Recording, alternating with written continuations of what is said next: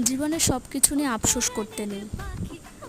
আজকে যেটা খারাপ বলে, আজকে যেটা ভুল বলে তোমার মনে হচ্ছে, সময় এমন একদিন খেল দেখাবে, দেখবে তুমি এই কাজটা না করলে হয়তো খুব আফসোস করবে সেদিন। আমরা কম বেশি সকলেই অনেক রকম সমস্যার মাঝখানে পড়ি এবং ঈশ্বরের কাছে বলি যে আমাদের সঙ্গে এরকম কেন হচ্ছে।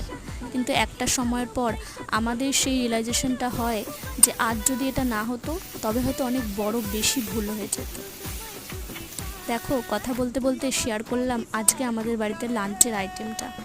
আজ যেহেতু ছুটি, মা কিন্তু সকাল সকাল শুরু করেছিল মাটন কষা আর ফ্রাইড রাইসের প্রস্তুতি। তো দুপুর হতে না হতেই সেটা মোটামুটি কমপ্লিটও হয়ে গিয়েছিল।